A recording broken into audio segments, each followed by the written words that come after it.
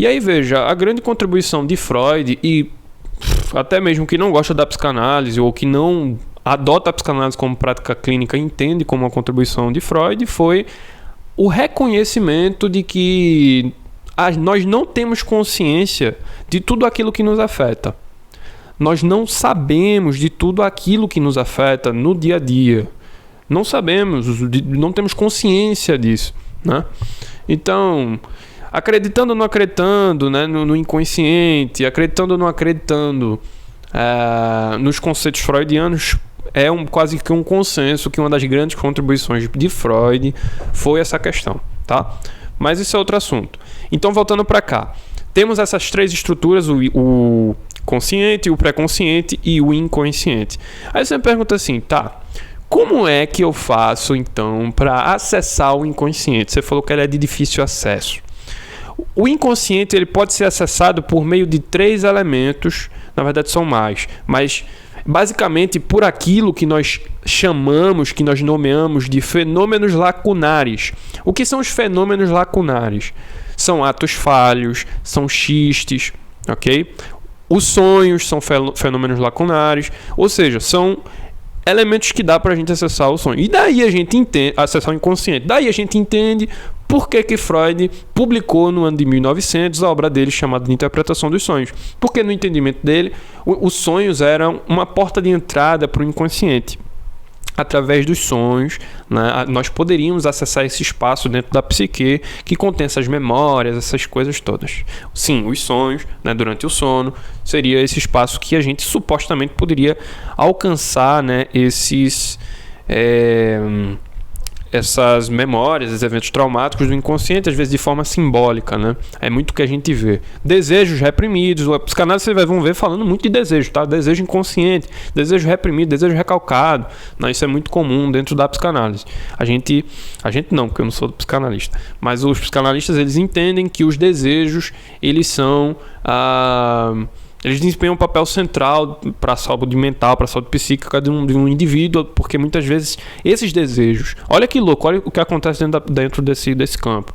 Existe um desejo, esse desejo ele não é visto como aceitável por nós, ou seja, eu sei que eu tenho um desejo, só que esse desejo ele não é aceito, então eu tenho que arrumar mecanismos de me defender desse desejo, porque esse desejo ele me causa sofrimento. Peraí, eu tô desejando isso, mas isso não é aceito socialmente.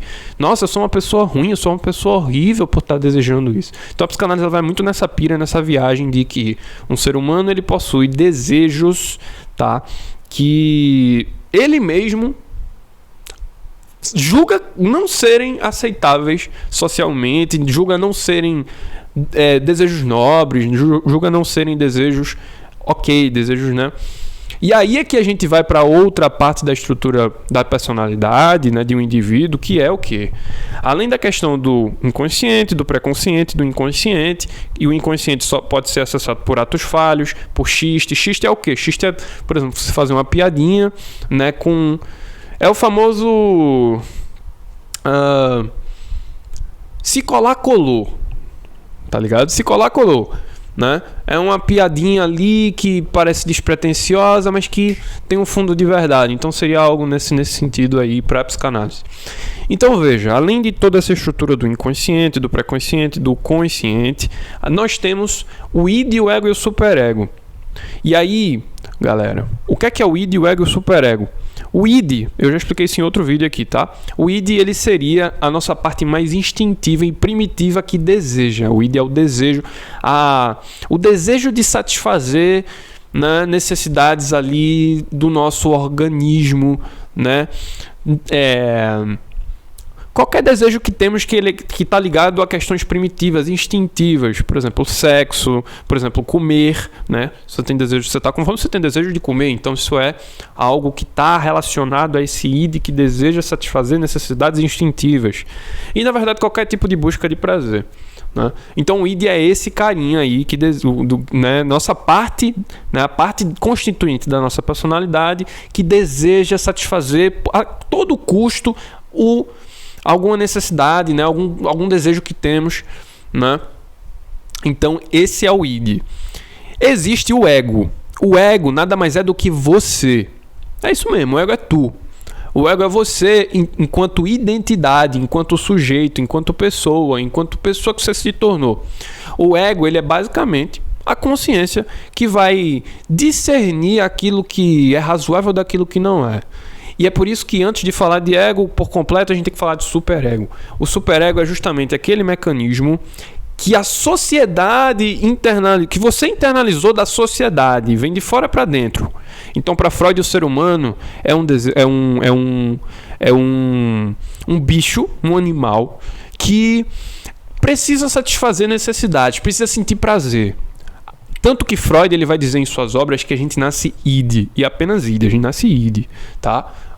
O resto é resto. O resto é superego que vem depois para constituir a personalidade junto com a... Mas no primeiro momento você nasce só id. E como isso pode ser visto? Como isso pode ser visto? Na questão do bebê. Mas a gente vai chegar lá, calma. Deixa eu terminar aqui, senão eu já pulo de um assunto para o outro. Então veja, Freud ele vai falar sobre essa questão, né?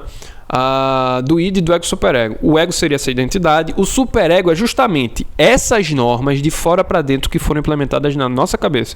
Como eu internalizei as normas que foram me dadas, como que eu internalizei, né, os valores morais, tá, que os pais implementam na gente. Como é que eu internalizei isso? Como é que eu internalizei isso? Como é que eu lidei com isso? Como é que eu absorvi essas informações? Não só dos pais, mas de toda a sociedade, de tudo aquilo que a gente entende como que é certo e que é errado, né? Como é que eu lido com isso? Então isso é o superego. São todos esse emaranhado de coisas, né, que vem de fora para dentro e que nos atravessa, valores morais, sociáveis, tal, e etc. E aí você teria justamente no centro do id e do superego, nós teríamos o ego, que seria você, a sua identidade, a sua consciência que vai... Olha só que louco! A sua consciência agora, sendo atravessada por esse superego e sendo em essência esse id, ela vai discernir o que fazer de modo que você consiga satisfazer suas necessidades, os seus desejos, né? Mas que também não atravesse, né, não vá contra esses valores que você entende, que foram internalizados por você, que vieram de fora para dentro. Então, como você vai lidar com isso? Como você vai decidir as coisas da sua vida de modo a conciliar essas duas questões? Sua essência que deseja e esse mundo externo que te atravessa através de valores morais, sociais, etc., né? De modo que não invada o espaço do outro, para a gente conviver em sociedade, etc. E tal. Então isso é o superego. Show? Deu para entender o superego, o ego e o id, que são 3 elementos fundamentais que constituem a personalidade do sujeito.